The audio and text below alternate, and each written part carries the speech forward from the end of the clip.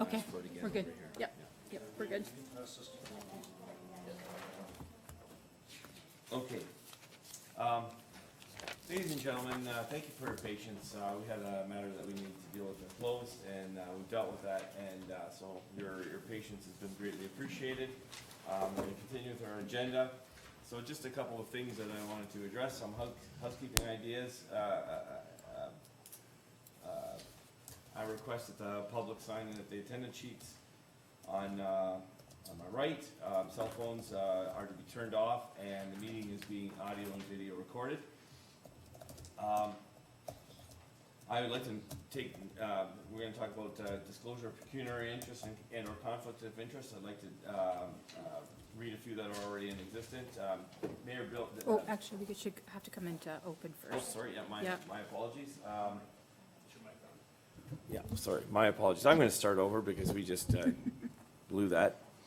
So a couple of housekeeping items. The public in attendance were requested to sign in the attendance sheet on the right. All cell phones please be turned off and on or vibrate.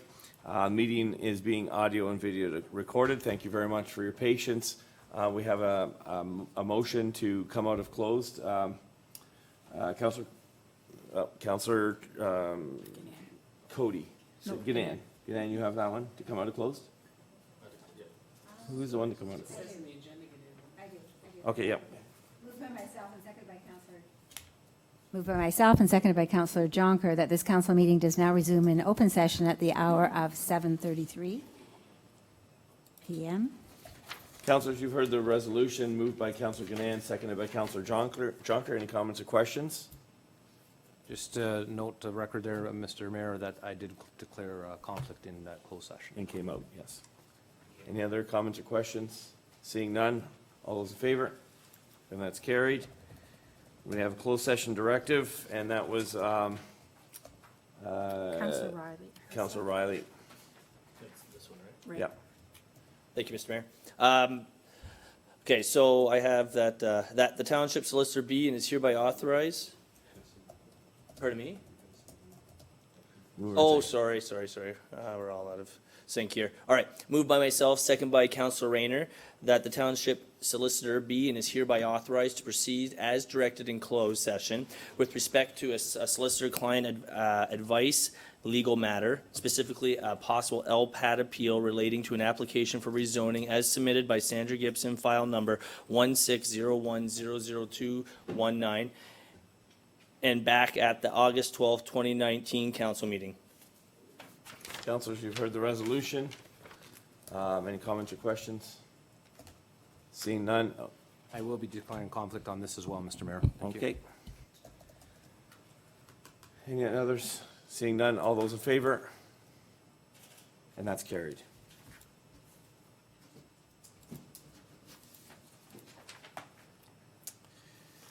Okay, moving on to item 3, disclosure of pecuniary interest or under conflict of interest. Mayor Bilsman notes the following disclosures of pecuniary interest and or conflict of interest that were made at the council meeting and the standing committees meetings of council for which being considered this evening. Mayor Bilsma, conflict of interest, May 27 council minutes. Mayor Bilsma advised that he had overlooked the fact that he did not declare conflict of interest or pecuniary interest with respect to item A4019 of May 21, 2019 admin. Finance Fire Committee meeting being the NPCA Authority Board appointments. Mayor Bilsma advised that he currently sits as chair of NPCA for which he receives a stipend or remuneration.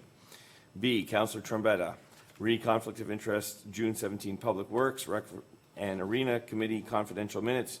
Chair Jason Trombetta declared a conflict of interest, pecuniary interest with respect to item PW 3119 being a personal matter related to an identifiable individual, specifically with respect to the Township's recommendation appointment to the board of the NPCA as he was related to one of the applicants. Are there any other conflicts of interest?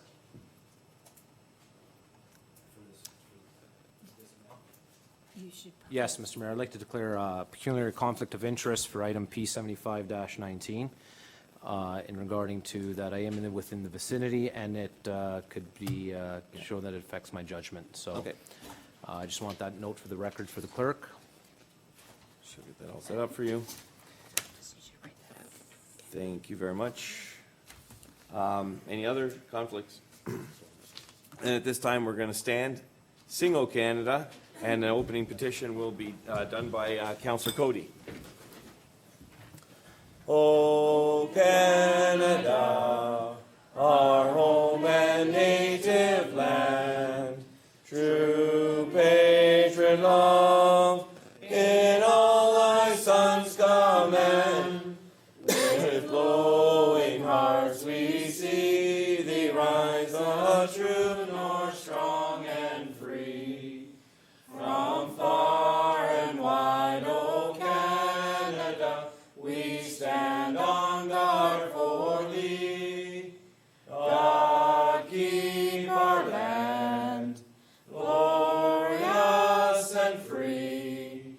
O Canada, we stand on guard for thee. O Canada, we stand on guard for thee. Councillor Cody. We gather to make decisions for our community. May we use only our best skills and judgment, keeping ourselves impartial and neutral as we consider the merits and pitfalls of each matter that is placed before us, and always act in accordance with what is best for our community and our fellow citizens.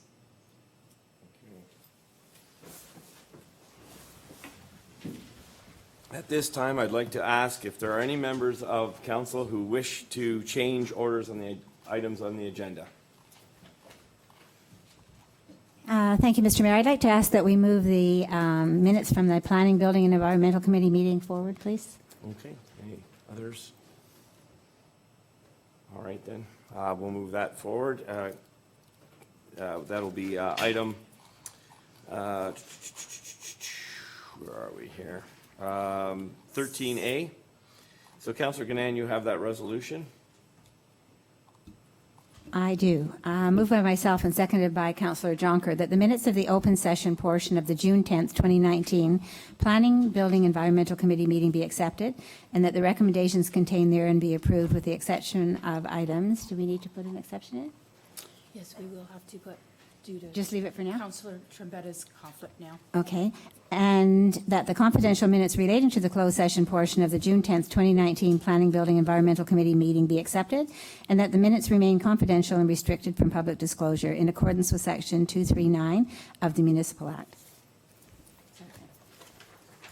Councillors, you've heard the resolution.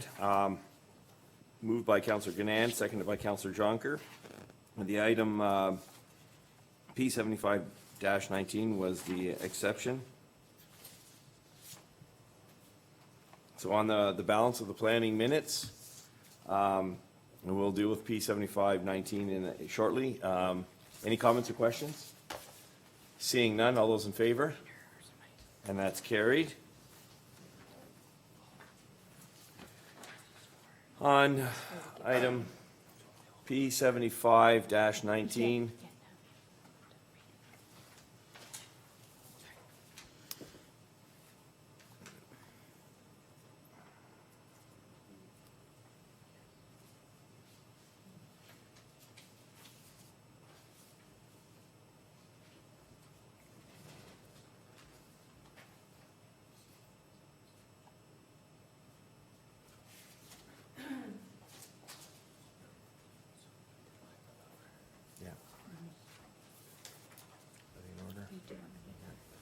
Councillor Riley, you will have that resolution. I will, sorry, sir. Just give me.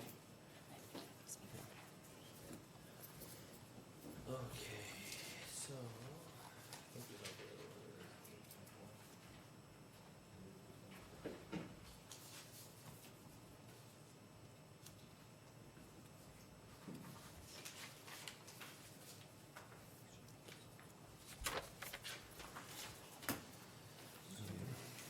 So this is the order it goes, right? First item. Councillor Riley? Thank you, Mr. Mayor. All right, that item P7519, sorry, rookie mistake again. All right, moved by myself, second by Councillor Rayner, that item P75-19 from the June 10th, 2006 Planning, Building, Environmental Committee meeting, is that 2006? Oh, sorry, 19. All right, okay. Let's try this again. One of those nights. All right. Moved by myself, second by Councilor Rayner, that item P75-19 from the June 10th, 2019 Planning, Building, Environmental Committee minutes be approved. That report PD-89-19 regarding Sandra Gibson application for rezoning, file number 1601-002-19, dated June 10th, 2019, be received, and that section 3417 of the Planning Act apply, and that no further public meeting is required, and that application for zoning bylaw amendment 1601-002-19 submitted by Stephen Bedford be approved. Lost.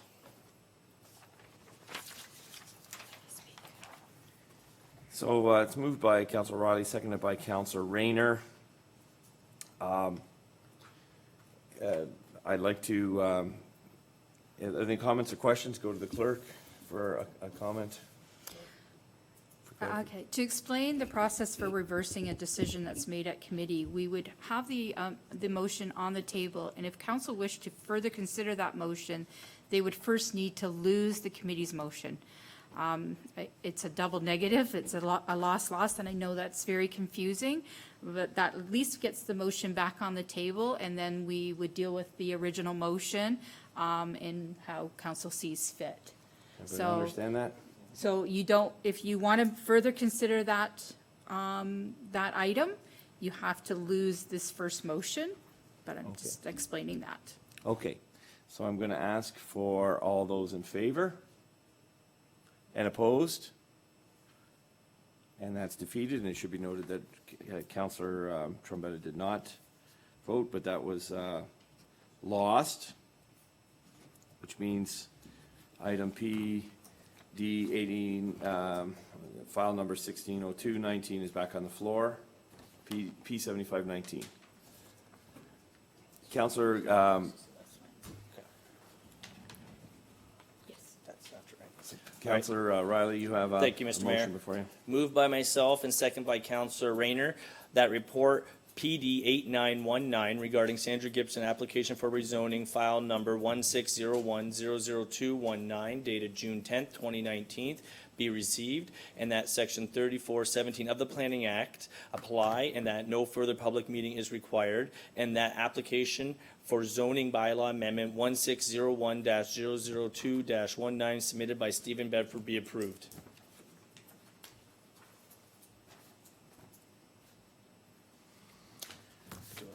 Moved by Councillor Riley, seconded by Councillor Rayner. Any comments or questions?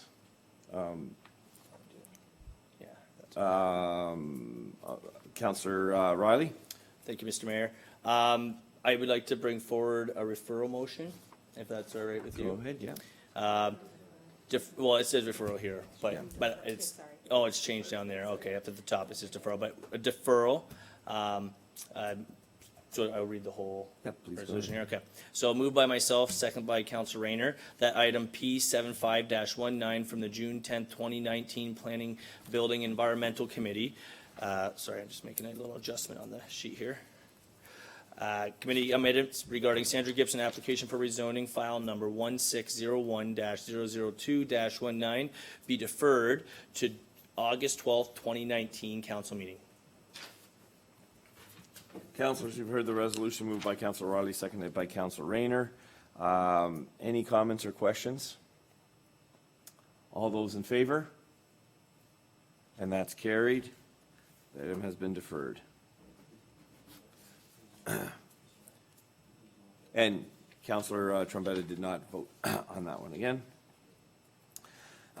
We have an opportunity to request, moving back to 7, of our agenda, request to address items on the agenda. Mayor asks you guys, that's me asking you, are there any members of the public wishing to address an item on the agenda? Any comments or questions that you'd like to make at this time? You're allotted 5 minutes per section 6.7 of the procedural bylaw. Any members of the public, come forward, state your name.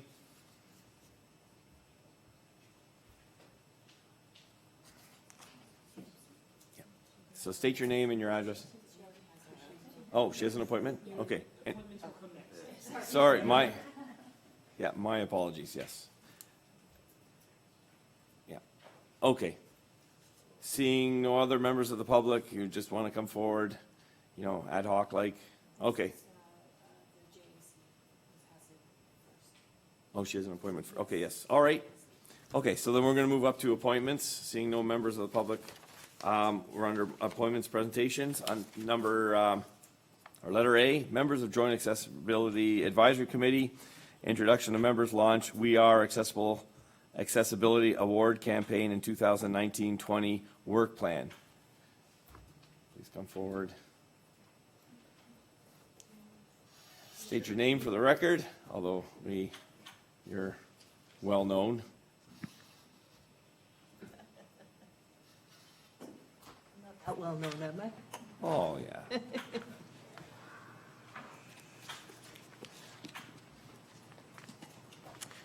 So, good evening, Mayor Bilsma and members of the council.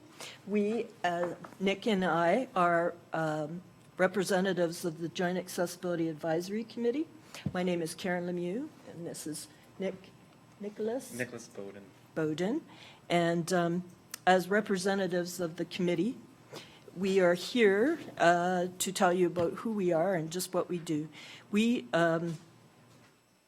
serve the communities of Lincoln, West Lincoln, Pelham, Thorold, Niagara-on-the-Lake, and Grimsby.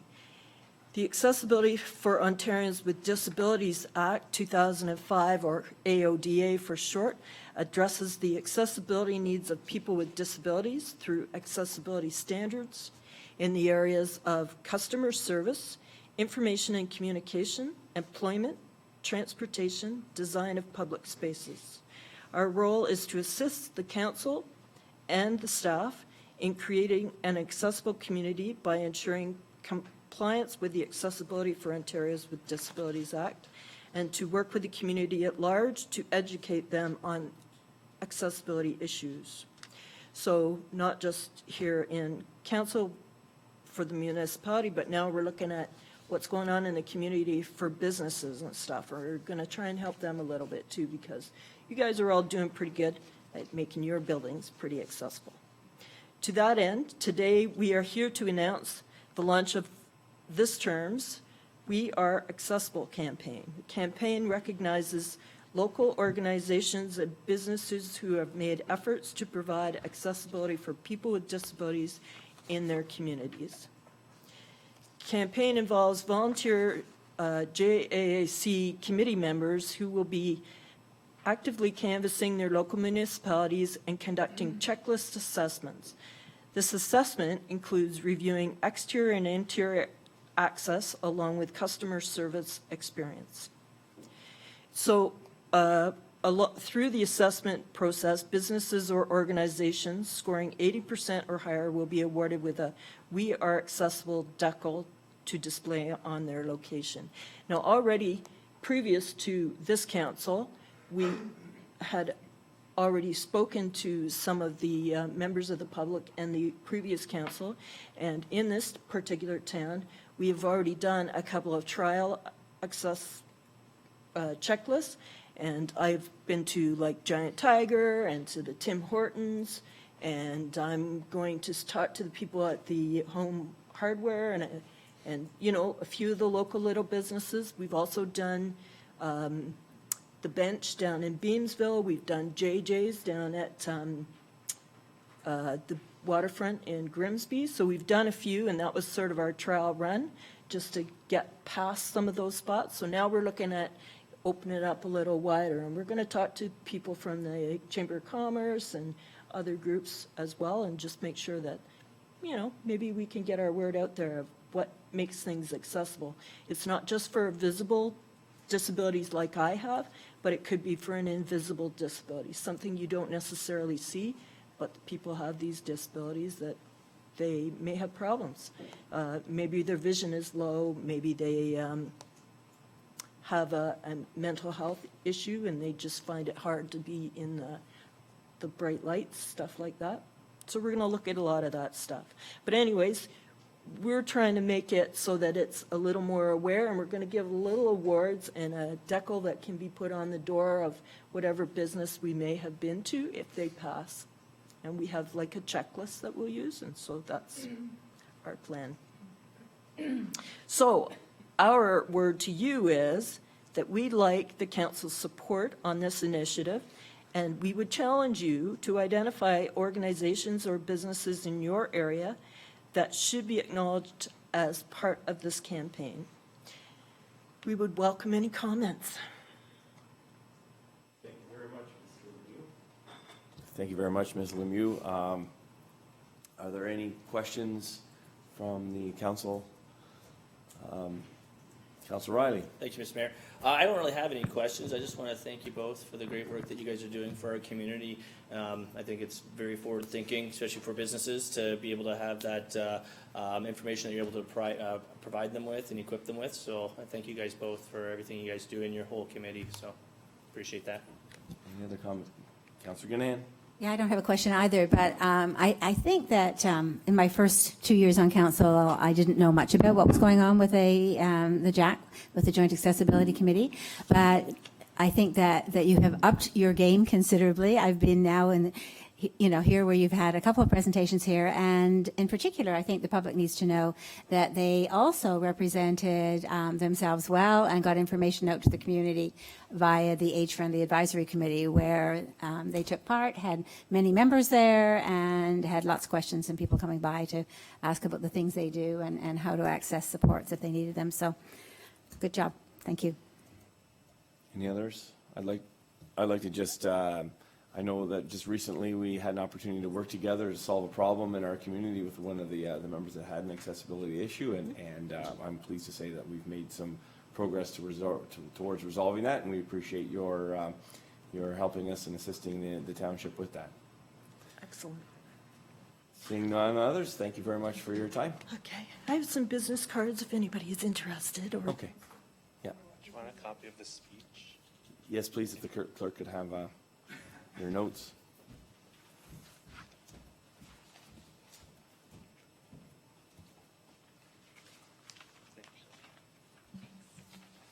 Thank you very much.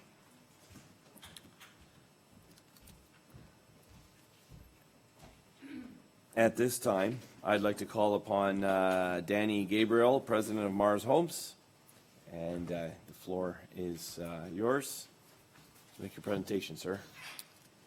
Thank you. So I would take this mic here. Thank you. Thank you, Mr. Mayor, and thank you to all the members of council for allowing me the opportunity to come tonight and just to briefly speak on the issue of the new development charge bylaw. For those of you who may not be aware, we're Mars Homes, and we're over on St. Catherine Street, building some townhomes and singles, and we've also invested in lands in the west end of town, and we have really high hopes for being quite involved in Smithville and helping this community grow by providing houses for existing residents and new residents. And one of the things that I did want to speak tonight about was, or the only thing in a very brief format, I don't have a presentation, I just wanted to talk about the development charge bylaw that is coming forward for consideration this evening. I do understand that costs increase for everyone as far as infrastructure goes, ourselves, and I'm sure municipalities, and the revenue situation is always a challenge for councils when they need to make decisions in this format. And I'm not really here to debate the need or the quantum or the timing. I would really, I'm here to more so discuss my past experiences with transition of development charge increases. And because they have a significant impact on homeowners and municipalities as well. And when a development charge increase comes into effect, it immediately causes the cost of housing to rise overnight. And as you can appreciate, I can't recall exactly what the quantum is for the increase. Brian, was it $10,000 or?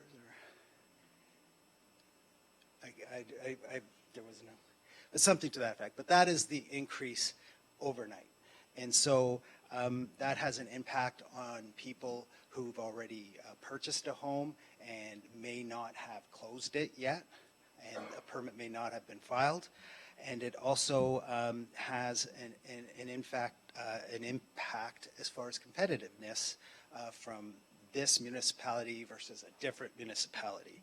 And what is also key to note in this scenario is that it takes a while for the housing market to absorb these increases. Just because it happens overnight doesn't mean that next weekend people will come to the sales pavilion and say, oh, I'm ready to absorb that increase. So there is a transition in effect for the market to warm up to the new price list, if you will. And so that is something that needs to be considered when this transition discussion happens. And ironically, I know that municipalities would think that an increase in development charges means more money in the coffers right off the hop. But in fact, it could be quite the opposite. As the market cools and does not accept the increase cost associated with the increase in development charges, less permits are issued, and revenue, in fact, does drop off again until such time as the momentum picks up again that was lost due to the increase in development charge, which is, of course, paid at the building permit stage. So I'm here tonight to simply respectfully ask that the council consider implementing a transition policy for the increased development charge, where it would be coming into effect in portions thereof over a year. So for instance, the original date would see an increase of X amount, 6 months from now, a further amount, and 1 year from now, a further amount to the total amount. And I think this is especially important for developments that are currently underway, as this was not factored into anybody's pro forma as far as investors and people who are doing business in the community. I've heard this scenario been explained in a metaphor, which is like you went to a restaurant, you ordered dinner, by the time dinner came and the check came, the price had changed from one point to the end. I realize that's an overly simplistic metaphor, but you can appreciate that this was not foreseen or expected in any way. And you can also appreciate that developments like Smithville Station take years from the planning stages to the time that people move in, and then to it being fully completed with sod and top coat asphalt and the point where the municipality takes over the project. So I was hoping that you could please give some consideration to my request tonight, and thank you for your time. Thank you, sir. If you just wait, is Sure. there thoughts or questions from anyone? Okay, I saw Councilor Rayner first. Thank you. Through you, Mr. Mayor, thank you for your presentation, sir. I would like to further ask the Director of Planning, Mr. Treble, is there any way you could find out the exact amount, Mr. Treble, that this will be added on immediately?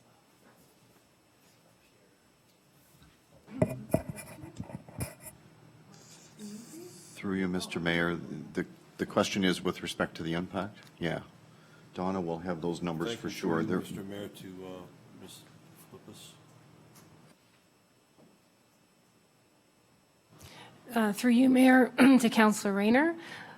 For residential single-family home in the rural, non-serviced area, the increase is approximately $4,300. And for a property in the serviced area, the increase is approximately $6,300 or $6,400, closer to that. Sir, you said 10,000. I apologize, I wasn't, All right. I'd asked for clarification. And through you, Mr. Mayor, to Mr. Kalifas, is that immediately then effective if this should go through tonight? There is not a graduation to this? It's just, this is an immediate increase? Through you, Mayor, to Councilor Rayner. The increase is effective July 15th, 2019, with no phasing in, so these rates would be effective July 15th. Okay, through you again, Mr. Mayor, to Mr. Kalifas, what is the development charge fee right now? For a single-family home in the serviced area, it's $8,492. It would be increasing to $14,853. In the non-serviced area, the current is $6,742. It would be increasing to $11,006. Of course, on top of that, we would add the regional charge that changed a few years ago. In the background study, all those rates are there, and there's some comparators as well to other local municipalities. Thank you. Mr. Mayor, I believe there was a gentleman came in that we hired to do this study, and he came up with this information.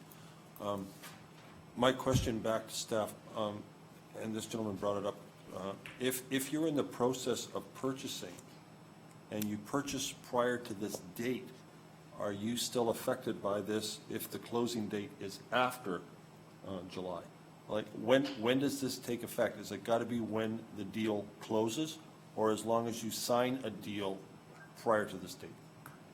Through you, Mayor, to Councilor Rayner, it is paid at the time of building permit issuance. Okay. Pardon me? No. All right. Thank you. Mr. Okay. Mayor. Councilor Riley? Thank you, Mr. Mayor, and through you, it's Mr. Gabriel, right? Yeah. Thank you so much for your presentation. I guess my question through you, Mr. Mayor, to Director of Planning, Mr. Treble, is there any other municipality that you're aware of that would do some sort of phasing in every time this happens? Through you, Mr. Mayor, once again, the treasurer will have done some extensive research that can probably answer that more fully. But I do know the region, as an example, when they did their most recent increase, which was fairly substantial, they did a phase-in. However, I understand the city of Hamilton just increased their rates by close to 14,000, I think it was, per new house, and there was no phase-in, as I understand it, there. So it's across the map. I don't know that there's necessarily a rule of thumb. Thank you for that. Councilor Riley, if you're I think I'm good for now. I might ask one more after. Councilor Cody? Sure, through you, Mr. Mayor, to Mr. Treble. So if the development charges are due upon the issuance of the first building permit, does that not mean that anything in construction right now would already have had development charges paid? Through you, Mr. Mayor, it's at the time of the issuance of each building permit for each new house. So Right. I think where Mr. Gabriel is expressing concern is he has some sales pending where he hasn't applied for and obtained his building permit yet. And it's those ones that are getting caught in the transition, if I'm understanding correctly. Through you, Mr. Mayor, yes, that is correct. Okay. Thank you. That's exactly what I was looking for. Councilor Trombetta? Thank you, Mr. Mayor. Through you, Mr. Mayor, to Mr. Treble, when was the last time development charges went up? Through you, Mr. Mayor, once again, the treasurer can respond sorry. with exact detail, but we increase them annually based on CPI, I believe it So is. through you, Mr. Mayor, to Mrs. DeFilippis, when was the last significant increase? Through you, Mayor, to Councilor Trombetta, the last background study was done in 2014. Since that date, there's been significant growth-related projects, so those have all been included in the background study.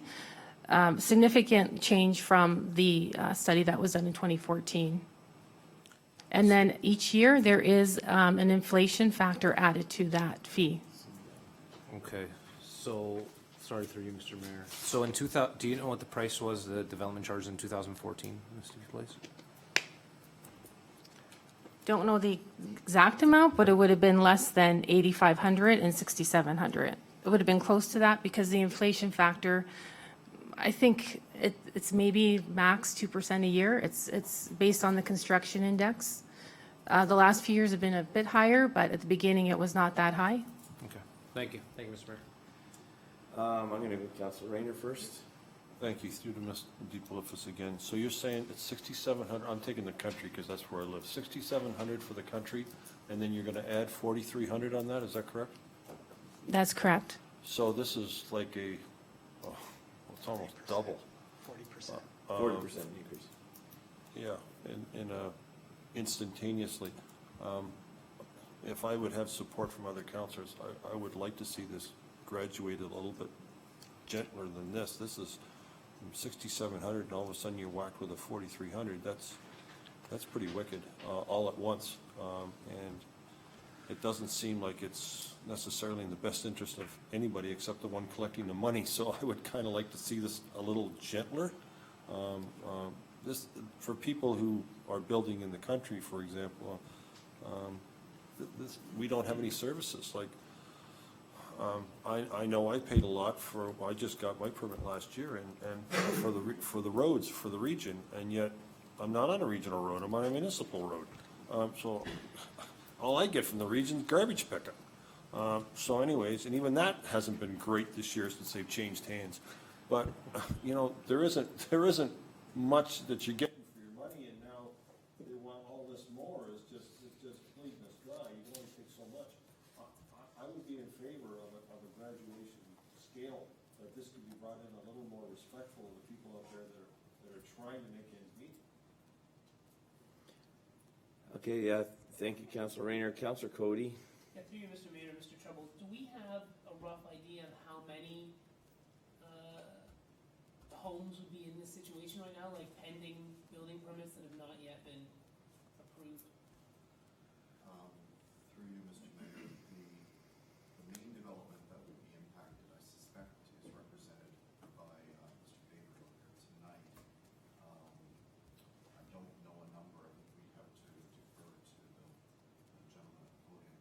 The one thing I would like to just get on the record, though, is that should there be a phase-in as being contemplated, the difference has to be picked up by somebody, and it will be picked up by the general ratepayer. So if the developer isn't carrying this cost, then the general public are, just to make sure that's on the record. Yeah.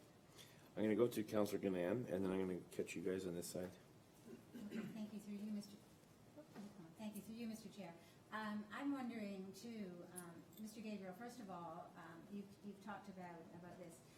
Did you take part in the meeting with the other developers? Yes, I did. And did you express that concern at that point? Through you, Mr. Mayor, yes, I did. I do appreciate having been invited by Mr. Treble to meet at the round table, I believe is what we would call it. And I did express my concern at that time about there not being a transition policy or plan in effect or in play. So further to that, when obviously I'm not a developer, if I were going to purchase a large sum of land, would I not want to know what the development charges were for those properties? And would I also not want to know at what stage, if they can be reviewed every 5 years, would you not want to know at what stage you were at so that you were anticipating some kind of increase down the road? Well, through you, Mr. Mayor, if I may, the new development charge policy regulations that are coming in effect by the provincial government have a provision where these the development charge is established at a certain milestone, like draft plan approval, and not so like in the middle of a development, so that there's more certainty, more understanding of what that rate will be. In this scenario, the 40% is, I can appreciate that it's required, but it is a significant amount and it's a significant increase. And as you can appreciate, I have a tremendous amount of respect for Mr. Treble, but we may not be on the same page as to the comment, well, the general ratepayer will pick up the difference. Because if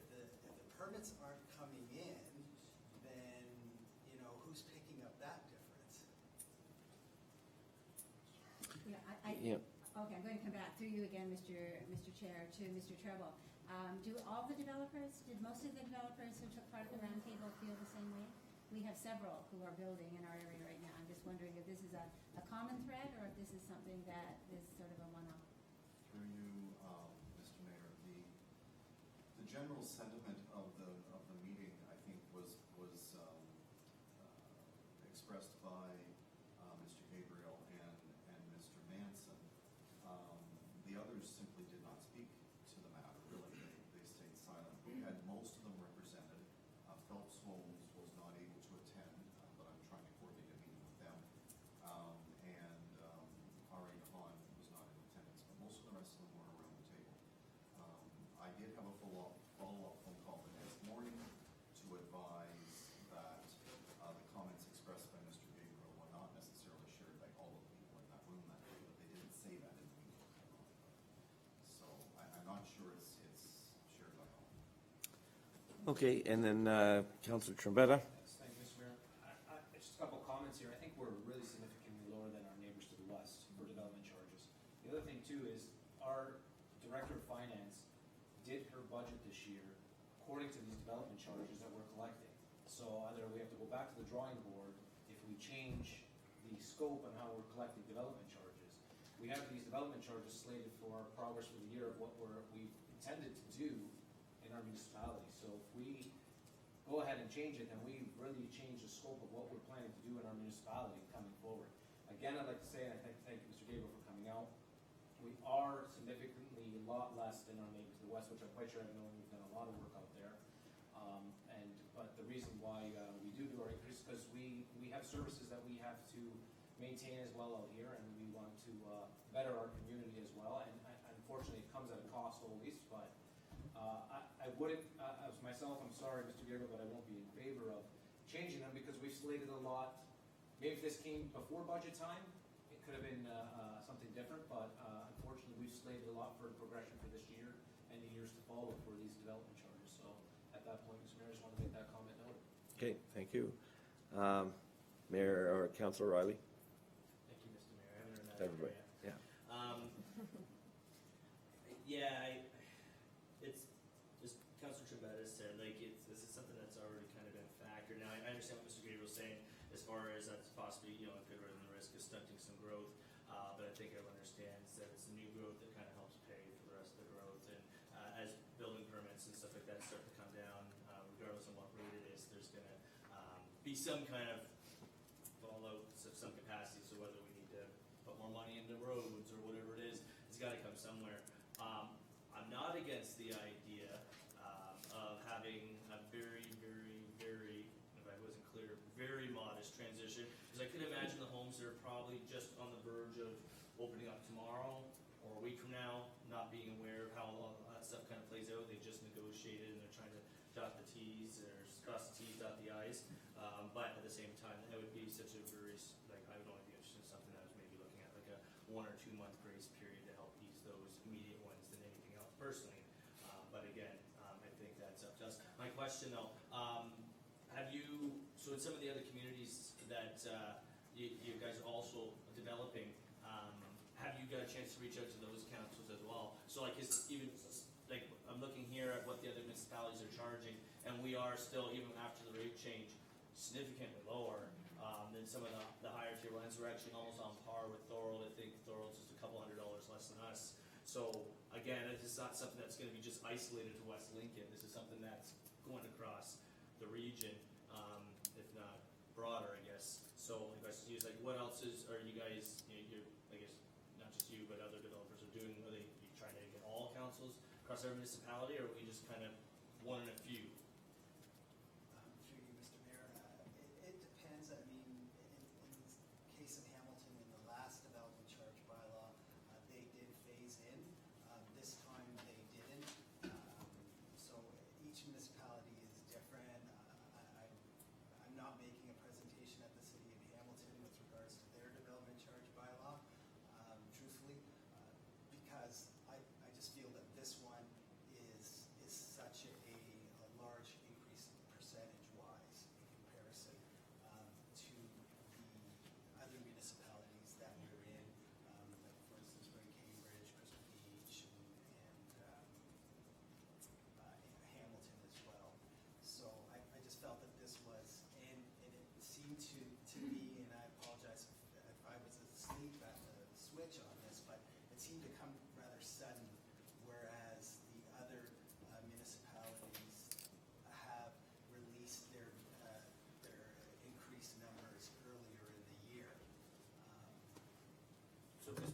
Mayor, were you not aware that we were gonna have, when you guys started building this a few years ago, that we were not gonna have this shift here? Was this something, so are you saying that this just completely blindsided you? That there would be some kind of switch, or is it you just more concerned about the, which I think I'm hearing, the capacity of the change? Yeah, the amount of the change. So for instance, in Fort Erie, it would be, you know, there's $1,800 from one bylaw to the other, and not that the whole. Well, if I could just say, I do, and I'm sure you're aware of this, like, this is not something we personally create, this is consulted out and done by another, just for lack of a better governing body, to kind of take that away from us. So, you know, I appreciate your comments and insight there, but at the same time, this is not something that I think we can necessarily negotiate, not that that's being asked, but at the same time, I guess phasing is something to be, I guess, determined whether, how people feel. Okay, Councillor Cody? Yeah, I just think it's important to note that these costs are carried over to the home buyers, and we're trying to entice people to move to West Lincoln. And, I mean, I'm sure everyone sitting here, if we've already negotiated the price on a house and we're just waiting for the construction to start, would not appreciate being called by the developer and being told, I'm gonna need $5,000 more. Yeah. I think it's important, like, we're trying to grow our community, and I think by a little transition period that would allow stuff already in the pipeline to continue at the previous development charges is not a negative thing. Councillor Trombetta? I don't disagree with your comments there, Councillor Cody, but then if we do that, then the balance of this stuff that we want to get done gets put on all our taxpayers. So that could be a bit of a dilemma. But I admire Mr. Gabriel coming in. It's like going to the market. You want to try to get the best deal you can get, right? So, Harbin asking. It's worth the aids. And I commend you for coming in to try, right? We all do it, and we all try to get a little bit a better deal. I just wanted to say, yes, the development charges are increased, but I have to admit that the profits have increased too as the sale of real estate has came forward. And like I said, the development charges in Hamilton are significantly a lot more than West Lincoln, and the profits that are made to West Lincoln with lower development charges is a little bit more of a profit than obviously Hamilton's. Big development charges. I'm not a builder, but I just know that the cost of the houses are immensely significant, and there's profits to be made. So that's it, Mr. Mayor. Okay, seeing no further, thank you very much for your comments, sir. Yeah. Okay, thank you. At this time, I'd like to call upon Ms. Sandra Gibson. Sorry for calling you up earlier, but it's just a little confusion on my part, but the floor is yours now.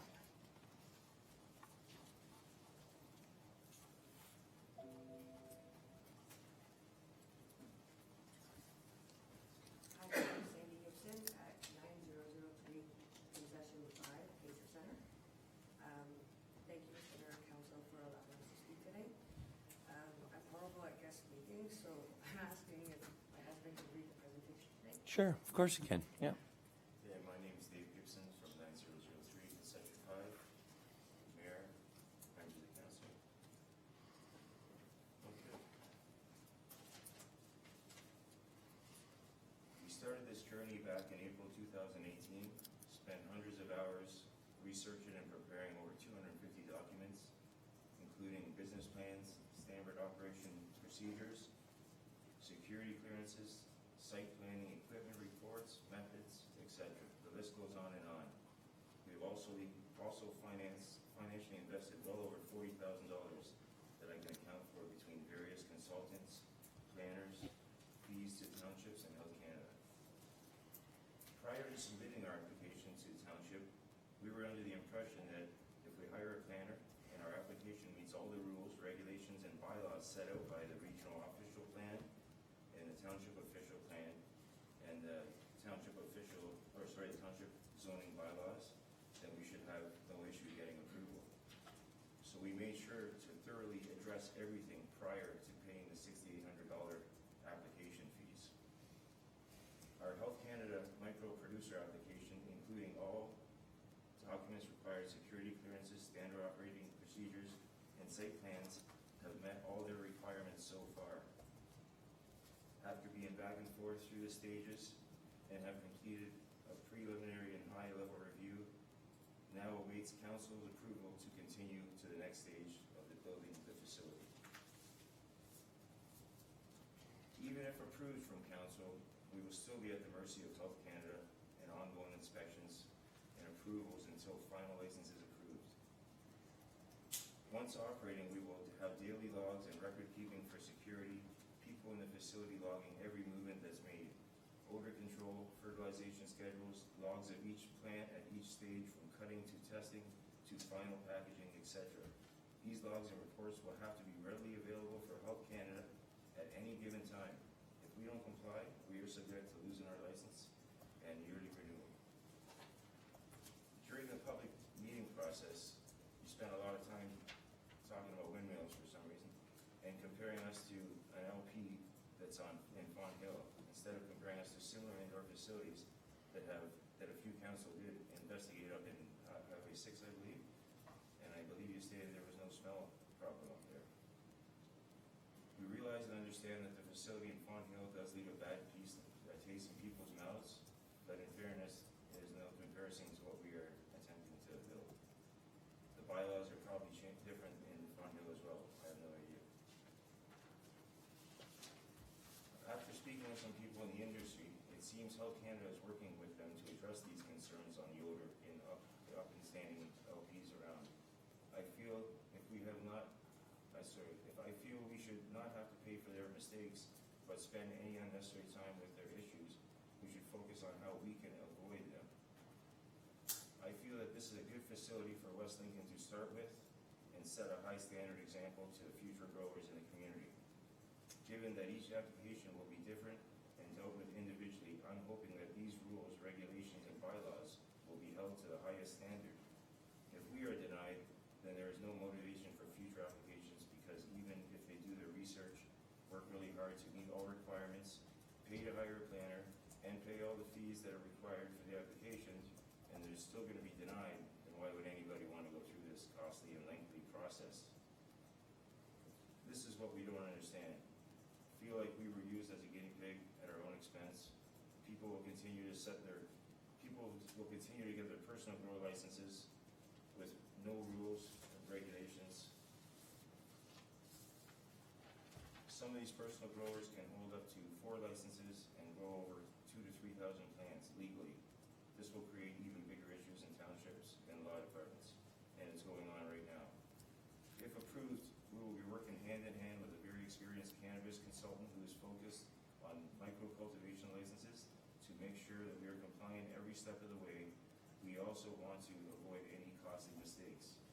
His name is Charles Wentworth from Nibbler Technology and Benchmark Botanicals LP.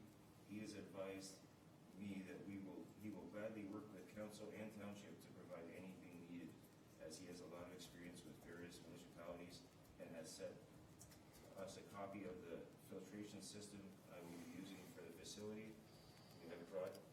We also have a copy of the project details he will be helping with, which I have printed a copy and brought it for you today.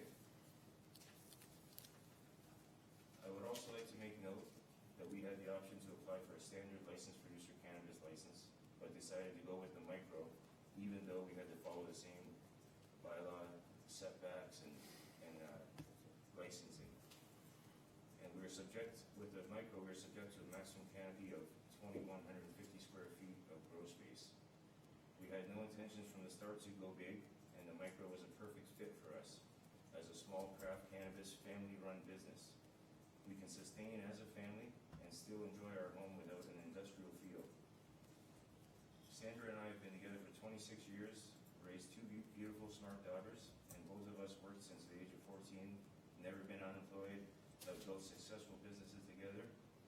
Our oldest daughter, Chelsea Gibson, graduated with honors right here at South Lincoln High School.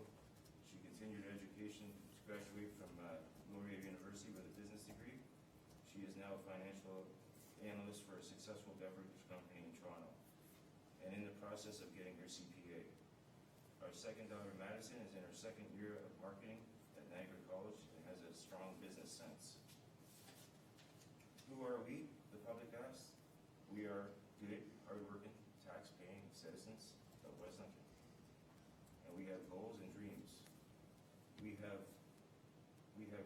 built our forever family home here in West Lincoln, and we want to have the same opportunity as anybody else on 50 acres that's zoned agricultural in the community, and build a small business that we are proud of and built with the highest standards and integrity, something our two daughters can one day carry on. As you all know, we are heavily invested in this entire journey. Sandra has given her heart and soul for the last year, and it will be devastating for her to not get this. We can't just walk away without utilizing all our resources.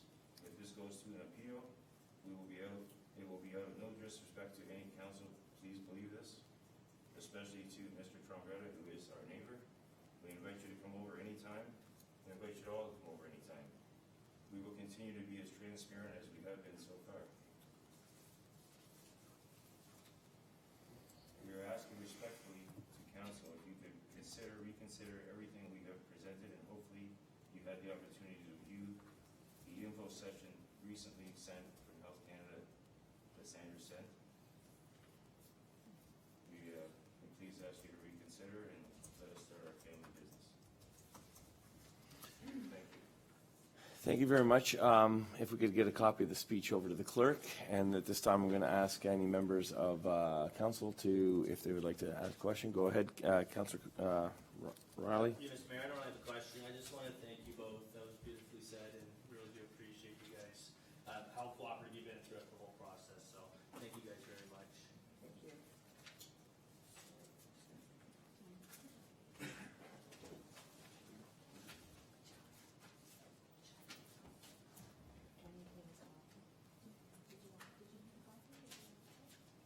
Yeah, I'd like a copy, I guess, to keep for my, the guy, yeah. Okay. Yep, thank you very much for your time. Thank you. Okay. At this time, we have regional councillor remarks. Councillor Whittivine, the floor is yours. I think the battery went on the mic here. So, anyways, Brand new. Is this what time? no, I didn't, like, when I was sitting, I didn't hear this. Maybe cheers. Not that Yell you probably close. can't hear me. It's Yell just right that into it. On the last presenter, he Yeah. was speaking right into the mic. Well, maybe, perhaps you could, So I was thinking more for recording purposes. perhaps you could sit and then, we can still see it. You're tall enough. So just, But we, more audible, I'll be louder. Pardon me? just, yeah, stand right there. Just move the podium over, but speak kind of into the, You could just turn around and speak into the mic that way. anyways. Thank you, Councillor Whittivine, the floor is yours.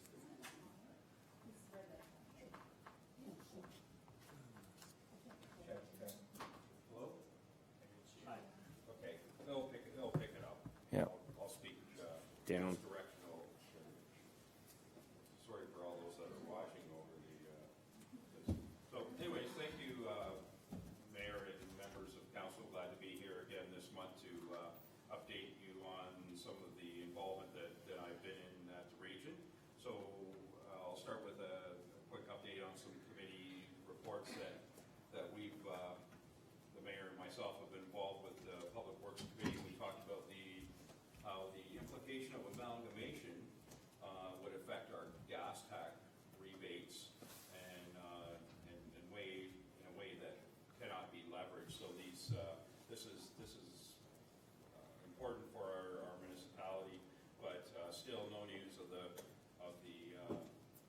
this amalgamation until possibly later this year after the federal election and the House resumes. But just a point of interest for our community, how where amalgamation may pose a negative. The next day we went to a planning and economic development meeting here and had a kind of an end of the year report. There was some interesting statistics that I thought would interest councillors in Niagara. 65% of residents are over the age of 45.6. So I thought that was an interesting. And the average house price, because our gentleman has left, it was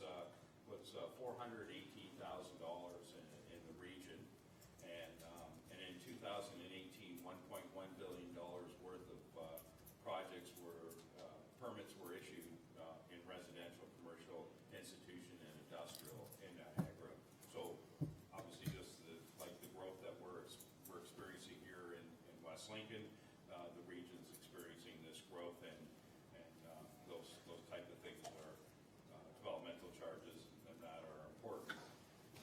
Comments were made that the LPAC will be moving back to the old rules of OMB for that, and also that we're looking at a revised provincial policy statement will be completed by fall or early spring 2002. We're also going to see change in our growth plan and stride with the provincial policy statement. And as you did this evening, the region will be reviewing its developmental charges.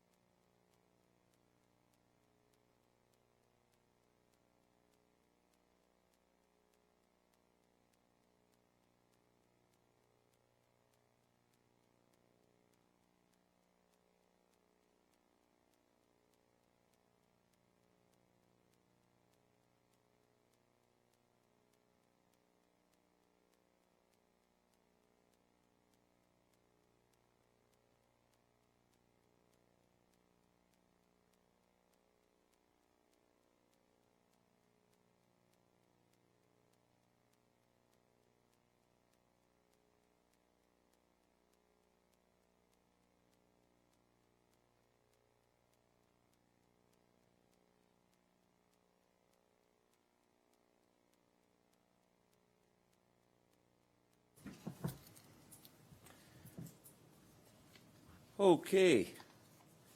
With confirmation of minutes, council minutes, regular, May 27th, Councilor Trombetta, you have that resolution. Yes, thank you, Mr. Mayor. Moved by myself and seconded by Councilor Rayner that the minutes of the open session portion of May 27, 2019, regular council meeting be accepted. Councilors, you've heard the motion by Councilor Trombetta, seconded by Councilor Rayner. Any comments or questions? Go ahead. Councilor. Yeah, sorry, I don't know if I was maybe supposed to do this earlier, but under 14C, other business, I believe I had made some remarks as well, but they were not recorded. And then when I went to the YouTube to see what what comments were made, I couldn't find that video. So I'm wondering if how to proceed from here. But Oh, so under 14C, after Councillor Cheryl Ganan, I had made some comments as well, but they weren't. And I was. Through the chair. yeah. Did it go through the chair? Is that Yes, what it did. recorded? Go Yeah. through the chair. Yeah. No, Yeah. that's-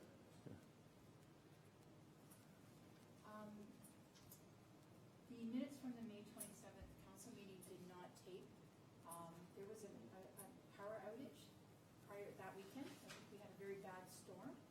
And what we realize now is there is a default in our recording system. And where we had our USB stick plugged into is not the default one, it's the other one. So we now have a procedure in place where we will make sure that that default hasn't kicked in, and as such, we've, it was unfortunate, but that one did not tape, and that's the reason why you could not find it on YouTube. So, and I can only, if you want to amend those minutes and put your comment in, I can do so, if that's important. Yeah, go ahead, Ken. Yeah. Yeah, I believe it was important. Basically what it was is I was just disagreeing with Councillor Riley's comments on in C. That he was very disappointed with recent public comments that were made by our member of provincial parliament, Sam Osterhoff, with respect to people's rights. And that he hoped he would reflect on his comments and apologize. And that's why I was hoping to find the recording to see what I did say. And basically what I also thought was said was that he commented that he was uneducated, and I think that was unfairly and that was unwise. I don't think he's a well-educated young man, so I'm just wondering if we could add that in there, that I disagreed with that, and then also that he is, he does not need to apologize for his respects for human rights to some degree. Okay. So, no, we're not getting into discussion. I We're- need to ask my question. I don't agree. I did not say he was uneducated. I have a right to stand up. If it's not on the record, how can now words be put into my mouth? Okay, I'm going to go to the clerk. The minutes, as a clerk, I do not put everything, I do not put verbatim minutes in. No. I make the comment of what was made, and that's all I've done. Therefore, I do not get into a debate going back and forth, and that's not a requirement under the minutes block.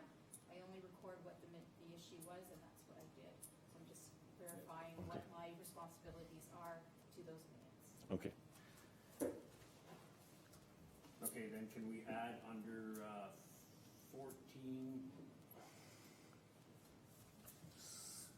14C, number 4, so 4 ayes, I don't know what that,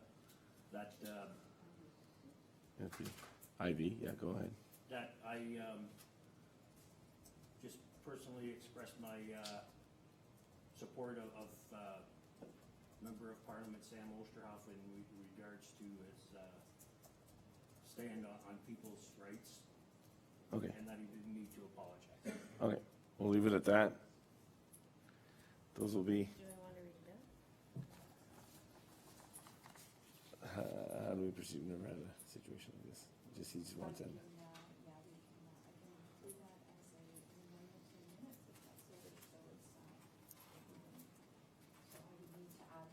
Okay.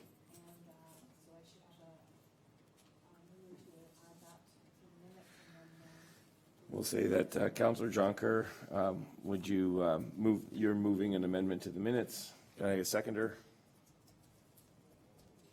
Okay, second, Councillor Rayner. It's just a.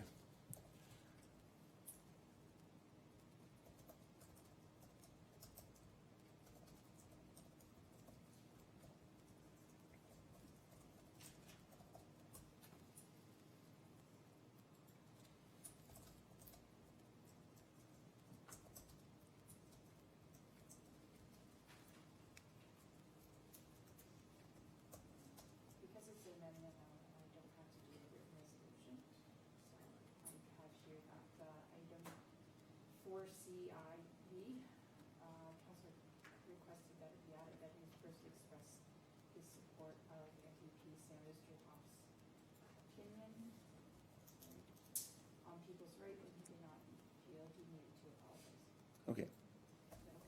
Yeah, so it's just, again, it's, we're not, it's not a debate whether we're in support of it, but that was said. Yeah, that was said, that's all, yeah. I'm not gonna get into the debate, I got a question. Yeah. I actually gave it to you, Mr. Mayor. Actually, because Mr. Jonker brought up about the video recording, that was something I noticed as well, that wasn't available. As I often go back and watch all recordings to reflect, and between just council and myself. So my question is, from my understanding, there is no protocol. 'Cause I also had people, members of the public, had reached out to me, I guess some way, somehow, people found out about it anyways. And so when I went to look, I was surprised to find that it wasn't there, but I was even more surprised that there was no system in place that would allow the township to acknowledge when such a glitch should happen. There's no way to say, hey, due to a technical issue, the video's not available, but you can go online and see the minutes when they become available. So my question to you, Mr. Mayor, so I'm guessing the CEO is, or to whoever, how do we create that?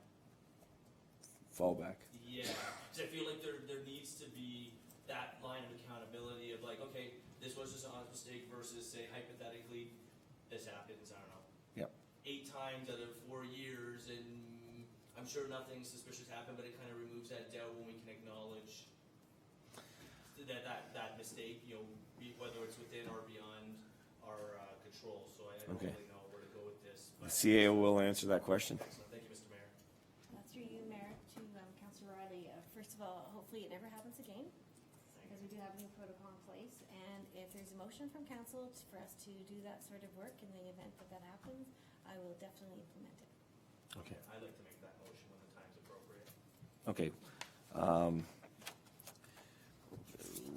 Why don't we just do that under, yeah, an item of new business at the end. It's very simple, so I think it'd be quite routine.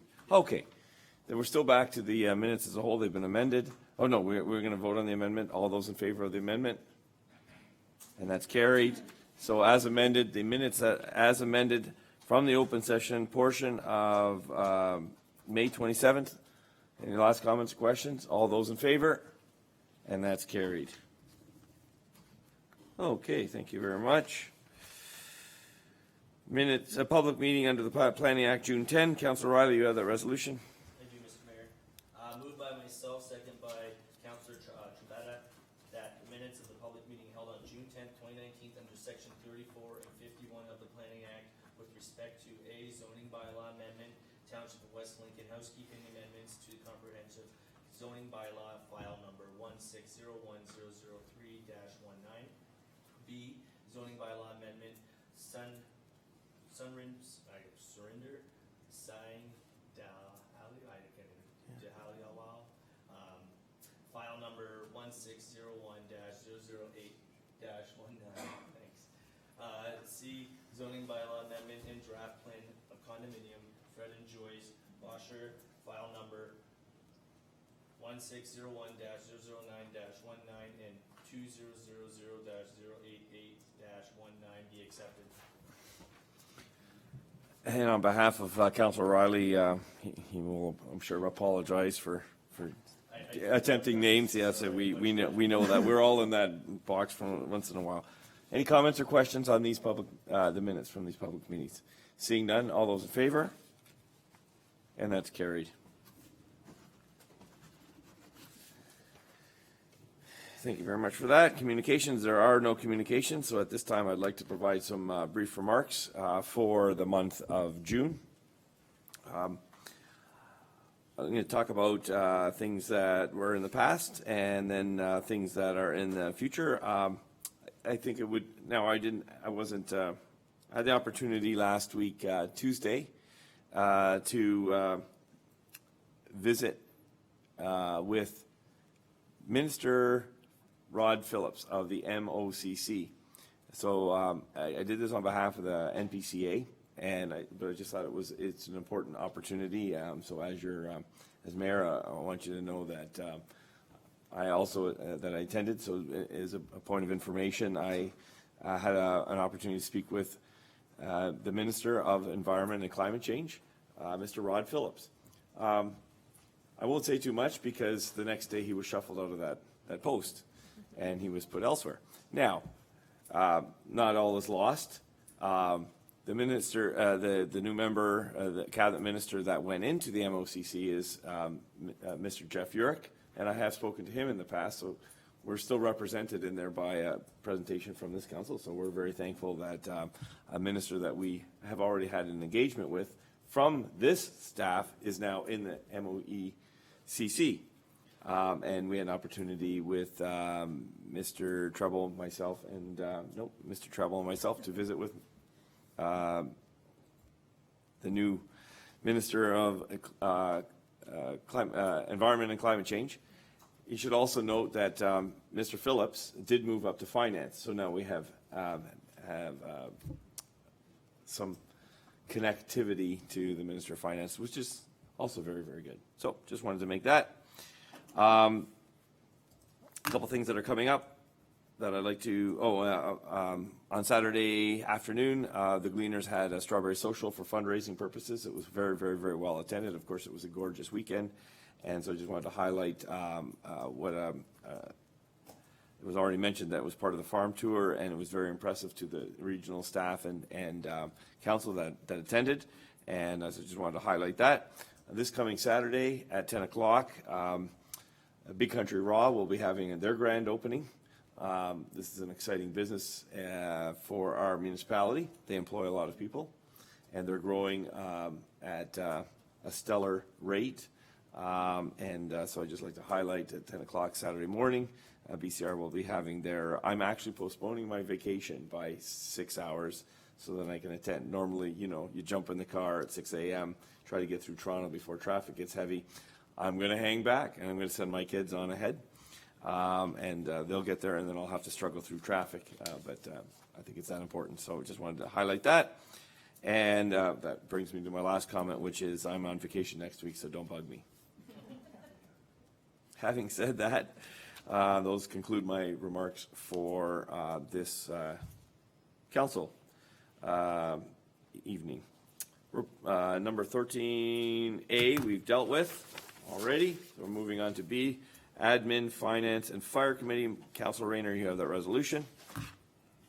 Yes, Mr. Mayor, moved by myself and second by Councilor Riley that the minutes of the Administration's Finance Fire Committee meeting held on June 17, 2019 be accepted, and that the recommendations contained therein be approved with the exceptions of items number and there are none at this time.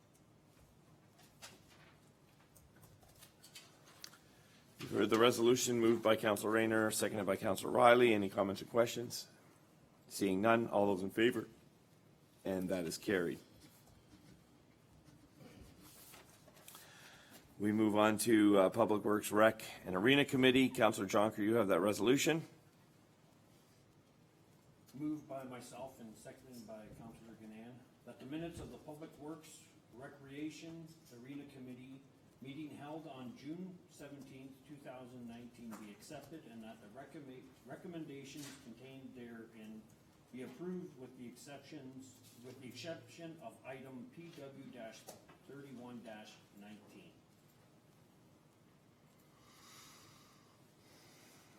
No, just the one. Just give me the one sheet. You're going to keep the other one back for a second? Okay. So, councilors, you've heard the resolution moved by Councilor Jonker, seconded by Councilor Gann. There was an item that was pulled. That was PW 31-19. No other exceptions? So then on the minutes as a whole, all those, any comments or questions? Yeah. All those in favor of the minutes as, okay, and that's carried. We have, now we need to address item PW 31-19, and it should be noted that that was a conflict that was declared by Councilor Trombetta, so we're going to deal with that one, and he will refrain from voting on that. Who has that resolution? Councilor Riley.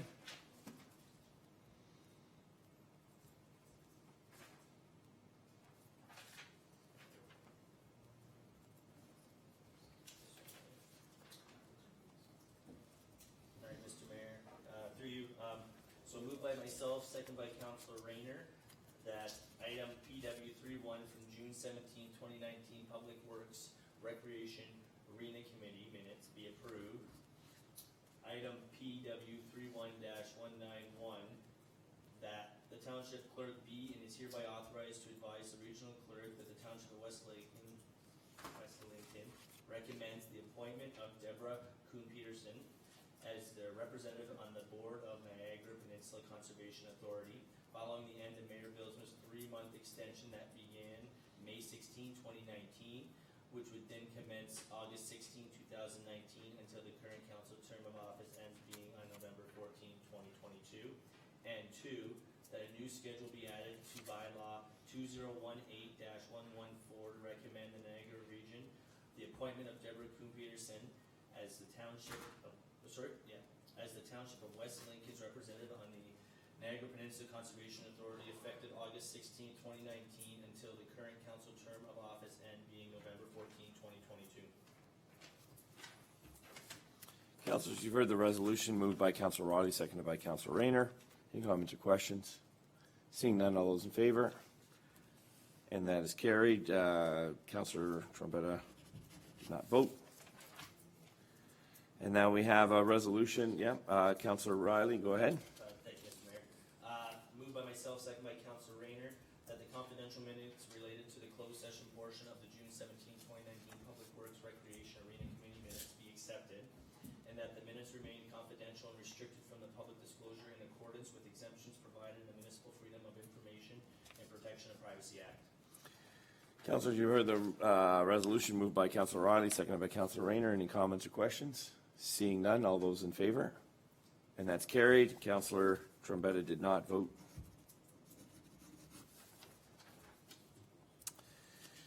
Your items 14 and 15 are there for your perusal. Other business, Director of Finance, 18A, adoption of April 15 development charge background study. Councilor Cody, you have that resolution.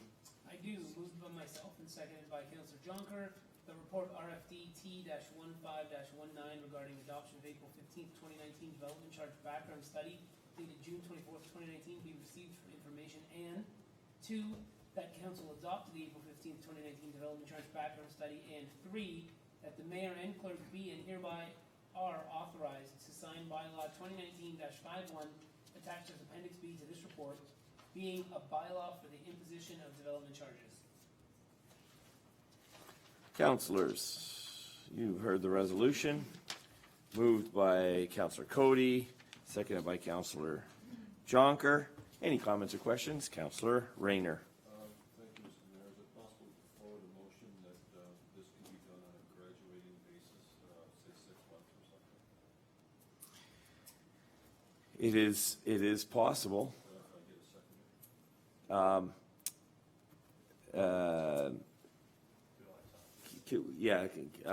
Let's finesse that a little bit, because you're not proposing, like, I might guide you to say that we should send this to staff to come back with a proposal to transition. That's fine, Mr. Mayor.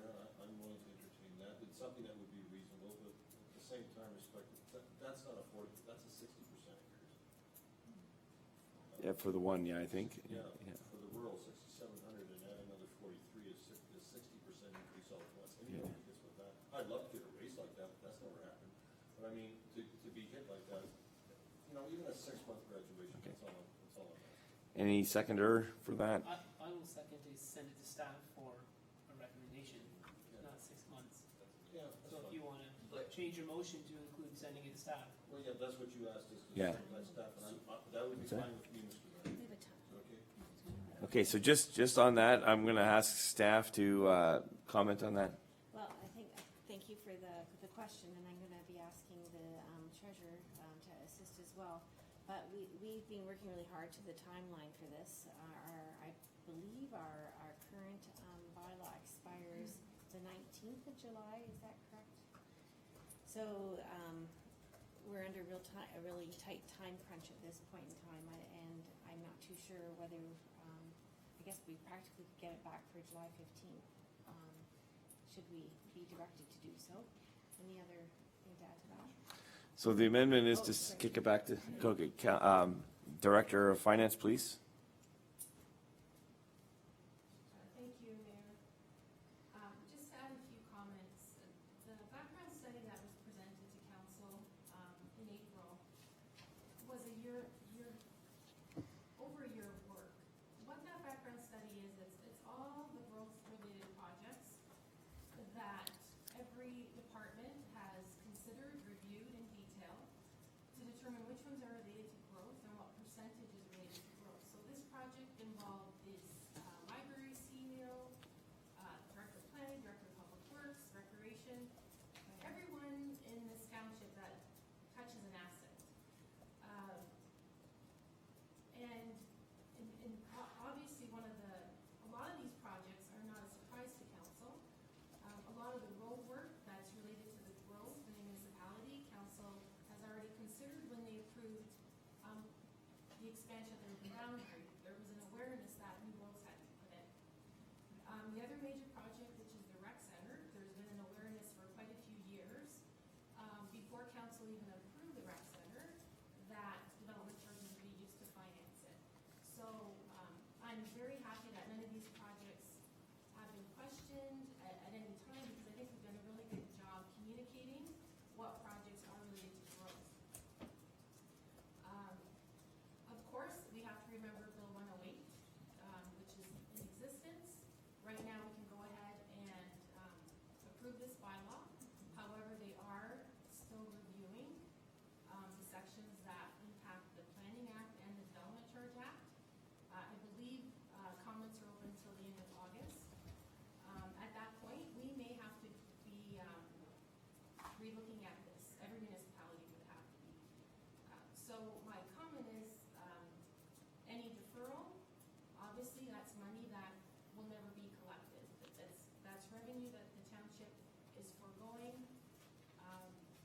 It cannot be collected through development charges, and the cost would have to be foregone by the taxpayer. Yep. Okay, thank you for that. I'm going to go to Councillor Trombetta. Thank you, Mr. Mayor. Just a curiosity, if we do postpone this, through you, Mr. Mayor, to Madam CAO, if we do delay this at any point, what projects are in jeopardy in this municipality this year? That or through you or to Director of Finance, that we, based on development charges coming in this year, what could be an effect that is not going to happen possibly if this does get to I'd like to start off with a general statement, and I'm sure that the treasurer will add a bit more to it, but she was quite clear to say that we have a 10-year capital plan, and the development charges are used to fund and finance each of those projects. So to categorically talk about one particular project in this year is difficult, because the entire calculation for the amount that growth pays for these projects is incorporated into the mass of all of those capital improvements, and not only improvements, but also repairs and so forth that need to be done. But I'll ask the treasurer if she has more to say on Just that. to add more to it, so regardless, any delay here is going to add delay to stuff that we want this Yeah. year, more or less. It'll be a question for council as to whether it's a delay or there will be a tax impact on every other resident or any other taxpayer. Yeah. Correct. Okay. Through you, Mayor, the CAO is correct. It's a matter of financing, so quite a few projects were funded through development charges. Whenever we do a road resurfacing, a portion of that is considered due to growth, so there's development charges collected on that. Of course, the financing for the rec center is based on development charges. Just in June, council approved a budget amendment for some new water mains in the industrial park. That project is in this background study. There's playground equipment that's going in this year that's being funded through the development charge study. Library books in this budget are funded through that development charge study. It touches a lot of the assets that we purchase. So I'm going to weigh in here just for, just in a matter of perspective. And just by simply saying, for example, with respect to the community center, it's built. So the one perspective is to say, well, we need to transition into this. The other way of looking at it is some of these things that we're paying for are already in place. So we didn't go up when the community center opened. We've actually been open for several months already. And so there's a sense in which developers, for example, have been reaping the benefits by having the ability to charge a little bit more for their houses because this rec center is a draw. And we already knew that when we voted this in, that there's a lot of developers who were very excited about the fact when we progressed with this, there were a lot of developers who were excited because it made their value of their houses intrinsically more valuable because it was an amenity offered by our community. That's been built. And so you can look at it kind of from the perspective of today, but we can also equally say 6 months ago and a year ago we could have increased because of work that we've done. So this is not necessarily all forward-looking, but it also can look to the past and what we already offer in this community that needs to be paid for by the development charges. So the perspective can work both ways. I just wanted to get that on the record in terms of perspective. I'm going to go to Councillor Cody because he hasn't spoke yet on this, and you haven't spoke yet. I just wanted to say that, like, we spoke last meeting at the planning meeting about affordable housing. You yourself, Mr. Mayor, talked about your children who are looking for their first homes. Like, many of these homes we're talking about are small townhomes, small single-family homes. They may be first-time home buyers. And now a week after talking about affordable housing, we're now considering slapping a 40 or 60% increase on new home buyers. On new home buyers of new homes. Yes. Councillor Riley, and then Councillor Jonker, and then, well, you've spoke once, so I got to let everybody else speak one. Yeah, I totally understand what Councillor Cody's saying, and I don't disagree with that. But at the same time, I look at, like, regardless of what the transition is, you know, I mean, there's going to be a cost. And I don't believe, as much as Mr. Gabriel was talking about, you know, the effects that this can possibly have in attracting people to our community. Like, I don't believe it's the homes that are attracting people to our community. It gives them the accessibility to own a home in our community. I think it's our community that is attracting people. And if we're having to tax the people who already live here more to offset the difference to attract more people, I feel like that's kind of going backwards about it. When the new people who are coming in, and I know when I was campaigning, some of the younger families I talked about, and actually developer charges was one of the hot topic buttons, conversations I had with a few from all age demographics, and I found, and more times than not, in the handful of conversations I had, that the younger families weren't so against the idea of putting more, knowing that it was going into the community. I felt that it was maybe more the people who are kind of downgrading life, obviously, who have to be a little bit more, they don't have as much disposable income. They were the ones that were really feeling the brunt of it if they wanted to buy a new home, or just the fact of taxes being so high. So I think any transition that, I don't disagree with the transition of some capacity. I think 6 months might be a bit much considering what can happen in 6 months. Personally, like when I was talking about a very, very, very minor transition, I was thinking about a 1 30-day window kind of deal, maybe 60 days tops. But at the same time, at at some point, it's like pulling the Band-Aid off, and it's gonna be there one way or another. I don't think that whether it's 6 months, it's gonna change like that much, other than the new people who might be coming in might be like, oh yeah, I only got pre-approved for X amount of dollars, and I need 10,000 more. Actually, it's not even, it's like at 44 and 6,400, you know. But at the same time, I think it's important to acknowledge that, it's our community that's actually drawing people to West Lincoln. It's not your homes that are just bringing them directly, your home's giving them a place to live, so. Okay, and I'm gonna go to Councillor Jonker. Yeah, I just feel that we need to support this, because we had an opportunity to discuss it when the presentation was made in committee. I think it was even already discussed there that, you know, we're way lower.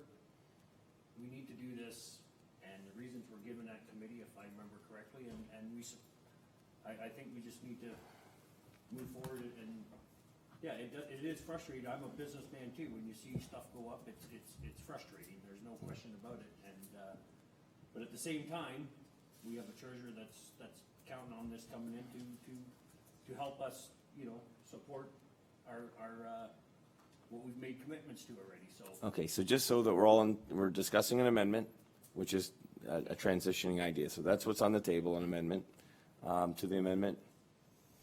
Councillor Rayner, you Okay, what's got me puzzled by this was, this gentleman brought this up just a few weeks ago, correct? The discussion of this and how we got it and all the procedures. Okay, yeah, sure. So, the budget's already passed, the budget was passed in March. So really, this should not have been on the table.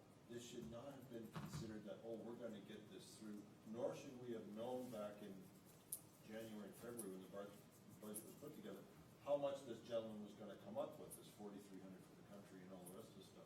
So, really, they were counting on the chickens hatching before they put the eggs in the incubator.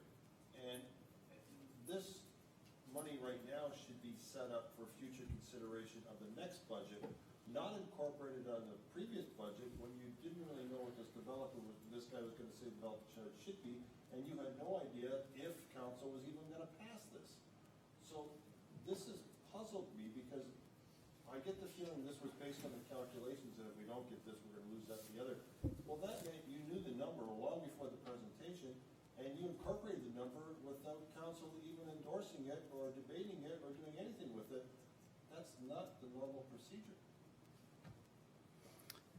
Okay, that's your comments, question? I don't, okay, so we have an amendment before us. That the Treasurer Director of Finance, okay, I'll read it out just so we know what we're talking about. That the Treasurer Director of Finance Recommendation Report RFD 7/15/19, specifically the adoption of April 15, 2019 Development Charge Background Study be referred to staff to address a phase-in of development charges over a 6-month period, and that this matter be brought back to the July 15, 2019 council meeting. That's the amendment that we're debating. Just going to refer to staff. Any comments or questions on the amendment? Okay, all those in favor of the amendment, please raise your hand. And opposed? And that's defeated. So that is off the table. We're back down to the original motion. That's moved by Councillor Cody, seconded by Councillor Jonker. Any comments or questions? Seeing none, all those in favor? And that's carried.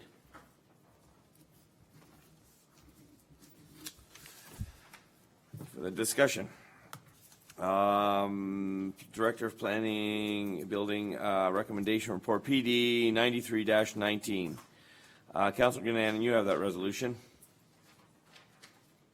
I do, thank you. Moved by myself and seconded by Councillor Jonker that report PD-093-19 regarding recommendation report interim control bylaw for 2 former school sites to allow completion of proposed planning studies dated June 24th, 2019 be received, and 2, that council pass the interim control bylaw as attached to this report.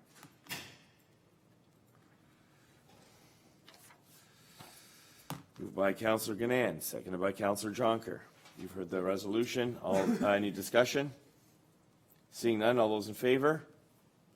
And that is carried.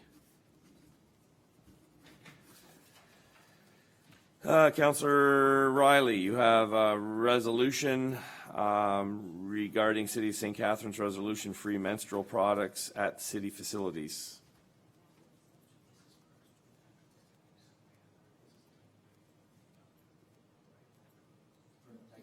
Yeah, that's later, yeah.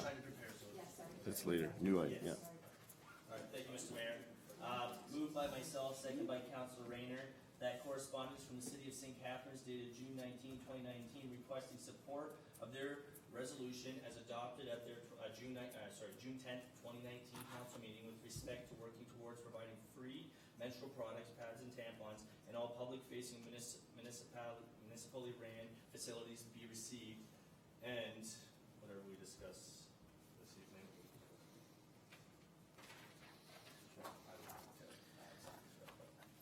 Moved by Councillor Riley, seconded by Councillor Rayner. Any comments or questions? Councillor Riley? Thank you, Mr. Mayor. When I actually all get those emails of all the resolutions going forward, this was one that kind of stood out in the week there. And I thought it was a very forward-moving thing that the City of St. Catharines was doing. I find it very surprising that in the day and age that we live in, that this isn't already in, especially government buildings, and to have that accessibility to it. And so that being said, I would be very interested in adding to that resolution or creating a motion for West Lincoln to do their own pilot test with the same concepts in mind and equipping our buildings and facilities with the accessibility to tampons and pads. It's a necessity of life for a lot of women, regardless of whatever age they are, and I think this is something that should already be there. You know what I mean? To me, it's no different than toilet paper. It's no different than anything else, and when nature calls, it calls, and so I think this is something that should just be required. And I hope that by us, if we were to go forward as a council and support this, then that would also encourage other businesses and other facilities to adapt that way and kind of getting caught up with the times. So the motion has been amended. Pretty much, yes, yeah. He's proposing an amendment. Can I just get a seconder on the amendment? Well, just shortly here. Okay, the township, yeah. Okay, so we're gonna add to the one, the township staff report, back to the council.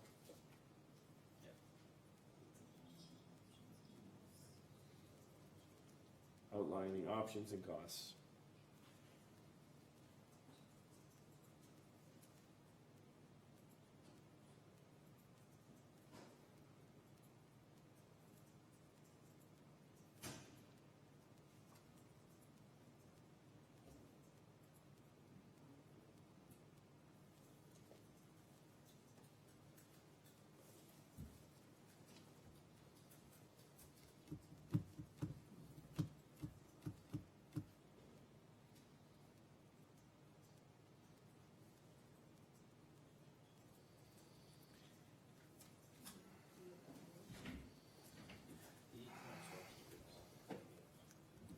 Boy.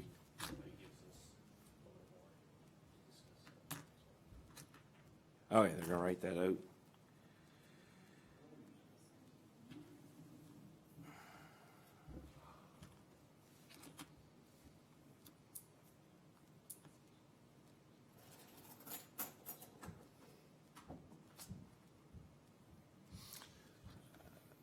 When I saw this being discussed in Hamilton last month, I thought, oh, this is going to be a question of time. I didn't think it would only be a month, but here we are.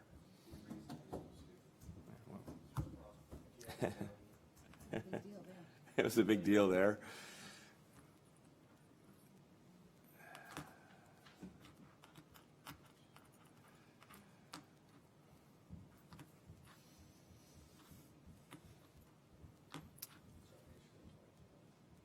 Okay.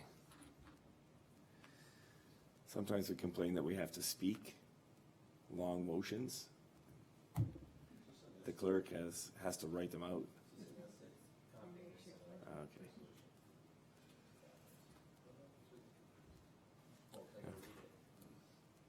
I'll read it.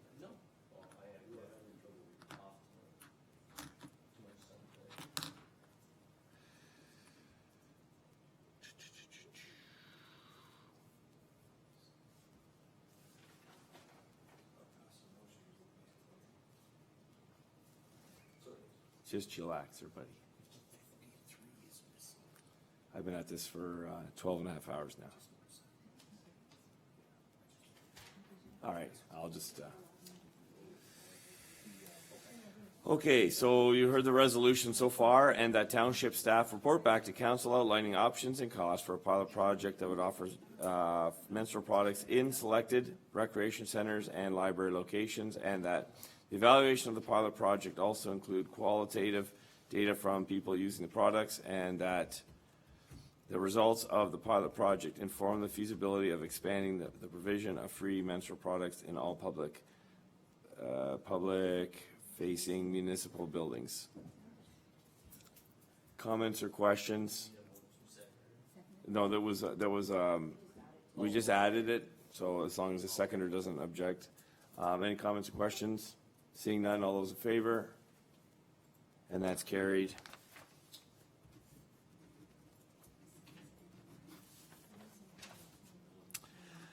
Members of council remarks. I'll start this side. Councillor Cody? I have none at this time. Councillor Jonker? Councillor Kinane? I do, thank you. I just want to mention a couple things. One being that we had one of our businesses in town celebrate a second anniversary, and I point that out only because the Willow Tree Studios also was a recipient of the Small Business Awards at the Mayor's Luncheon and the Chamber Awards afternoon. So I think that it's wonderful. I remember that we were there with the grand opening, and now to have them celebrate their second year, I thought that was good. And the other thing I wanted to report on, it ties in a little bit to the fort issue that you were talking about. I wanted to say that at the end of this first year of Kiwanis, our new service club in town, we're sitting at about 30 members and several corporate members as well. And over this time of the September to June, running Kiwanis TV Bingo in conjunction with the St. Catherine's Club, we have been able to support a couple of seniors' lunches, both of the fort, both Smithville and the Caister Fort, twice through the year. Although now that the summer session of the Caister one is in question, that entire amount of money will be given to Smithville, and then they can do whatever, however that works out. They've also supported Natural Abilities and 4-H, and so I think people who are aware that the Kojiko TV Bingo, all of those proceeds must be used in the community to designated organizations, and so those are our recipients for this year. Thank you, Councillor. Councillor Riley? Thank you, Mr. Mayor. I had to write down a couple notes so I can remember everything. Actually, so I'll start off with the Big Country Raw there. I had actually saw their advertising on Industrial Road there, so I was going to make an effort to swing by, so I possibly be seeing you there. As well, this month I was at the Smithville Public School Fun Fair. I know Caister Central School had their fun fair. From my understanding, Councillor Gannan and her husband John are there to represent, I guess, having the connection to the community, and also Councillor Gannan being there to help represent council. I was at Smithville, so we kind of divide and conquered, I guess you could say. And both events were a success. As well, I was also at the Business After 5, as many of you were, and that was a great evening. Again, I always enjoy taking walks through that facility, so it wasn't my first time going through there, but it was nice to see that event hosted there, and I hope to do more Business After 5s when I'm able to and available to. Yep. And then I guess the one thing I just realized, because we kind of jumped into council remarks, I don't know if I can go back, but I wanted to bring up that for the motion, I wanted to bring up about the camera issue that we had. So that'll come up So we'll just... bring that up after, okay. So that was against, I know I had here that I was gonna bring up through, at this part, not knowing how to go about that, so Okay. as Councillor Jonker brought it up a little earlier, kind of pre. Yeah. But anyways, yeah, as far as the last month's go, it's been pretty good, and I think everybody's excited for the nice warm weather, and hopefully the rain can stay away. Councillor Trombetta. And then also we got Canada Day coming up, so I have a ton of being there as well as everybody else, so look forward to that as well. Councillor Trombetta. Thank you, Mr. Mayor. In regards to Mr. Treble did leave, I got a slurry of calls from 8244 Highway 20, which I'm quite sure maybe some other people did. We passed these bylaws to allow, to people to grade their land. This was a big project going on, bringing a lot of material in. tense, they haven't been following, I've been getting a lot of complaints about running the dozer at 2 o'clock in the morning. Sorry, let me repeat that since I'm not, my mic was off, sorry. I brought up the issue of 8244 Highway 20. We as council approved a field operation to go in, someone to apply for a permit, got passed, and now there's a lot of bylaw issues that are happening out there. You know, equipment running past 2 o'clock in the morning. These are all the calls getting flooded my way, and I don't know, I was hoping Brian would stay, but he actually took off. So maybe Madam CAO can add to this. I've had residents call in, and it's not getting anywhere. They're getting redirected multiple times. Again, if we're gonna allow a big scale like we've allowed, and it's 6 days a week, it's gotta conform within the hours, because I have to admit, there's been a lot of phone calls my way and emails my way about this project, especially being in my ward, so. I'm gonna ask CAO to comment on that. Through you, Mayor, to Councillor Trombetta, there are, these are now enforcement issues, because we are now investigating these situations, and I think we'll be taking some action in the next few days. We certainly have heard all those concerns that have been raised, and a lot about the trucks and about the content in the trucks and then their operations. So we do have some enforcement underway, and that's as far as I'll speak on it. That's great. But I also just want to defend Brian, who, our Director of Planning, who had to leave on a family emergency. Okay, So sorry about I've that. been in I wasn't contact, I needed to make sure that it Yeah. got on the record. Apologize about that. So yeah, Okay. I'd like to see something, because like I said, it's been flooding Yeah. my phone calls. Yep. So And- I'd just like to wish everybody a happy Canada Day, to everybody in the gallery, and Council Living, Donna, happy Canada Day, and hopefully you guys get some time off, spend some time with family and friends, and Yeah. hopefully enjoy the weather. Thank you. Councillor Rayner. Thank you. With regards to that, what's going on at 8244, I've also had some calls and been inquiring with the town, and I don't believe there's a definitive number of trucks that they're allowed to bring in. And my worry is that we're going to create another mountain like was created just west of Fulton on the north side, and it's becoming to look like a lot like that issue. And when you go by, it's anything but topsoil. There's a lot of crap in there, and I mean rocks and. So just on that point, the CAO has said there's an investigation going on, so she'll keep you pending on that in the next day or Well, so. I've also called in about it too, so I know Yeah, it's yeah. doing something, but yeah, the calls are increasing, and it's becoming almost an industrial Yeah, park. yeah. Thank you. Okay, thank you for that. Does any member of council have a new item of business that requires immediate attention or direction from council? I do, Mr. Mayor. Yep.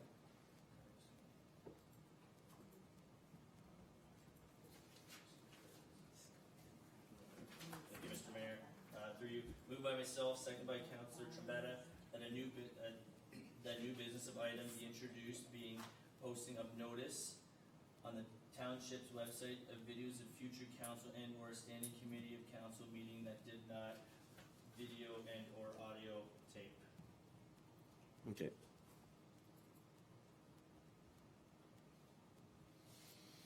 Councilors, you've heard the resolution moved by Councillor Riley, seconded by Councillor Trombetta. Any comments or questions? Seeing none, all those in favor? And that's carried. You have another one? Yeah, so I think that was to introduce it. Oh, okay, yeah. This is the actual, all right, moved by myself, second by Councilor Trombetta, that a notice be posted on the township's website and on social media when a council and or standing committee meeting does not video and or audio record. Tape, I'm sorry. You've heard the resolution moved by Councillor Riley, seconded by Councillor Trebetta. Any comments or questions? Seeing none, all those in favor? And that's carried. Okay.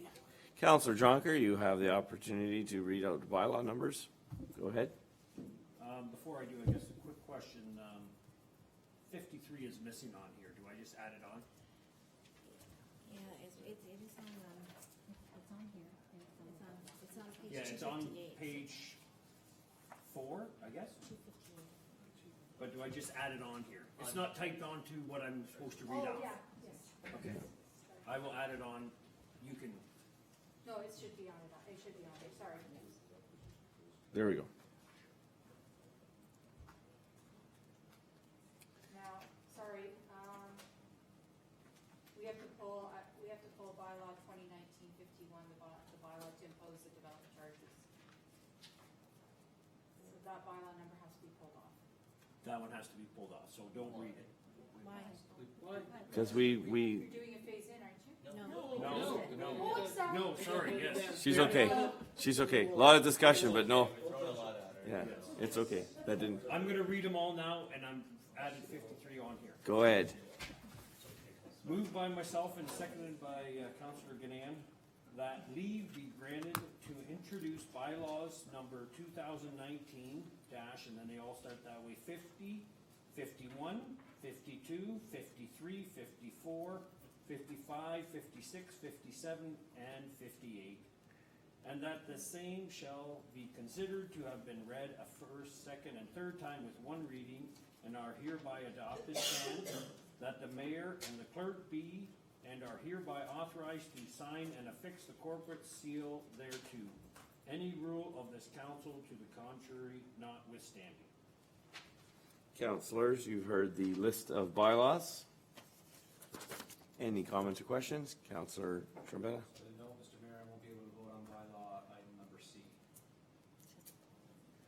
So we're gonna pull that. Yeah, we should have pulled that. So what's the number? 1952. 1952, so I'm gonna scratch that out of here, and we'll do a separate one on that one. So 50, 51, and 53 up to 58. Any comments or questions on those? All in favor? And that's carried. Councilor Trombetta did not vote. Oh, no, he did vote. He voted, sorry. There we go, just a little confusion on my part. And Councilor Riley, can you just add, who's such a well-prepared clerk? I just want to say that. It's just, we're there. Considering the stuff we throw at her. Yes, we don't make it easy for her, but she.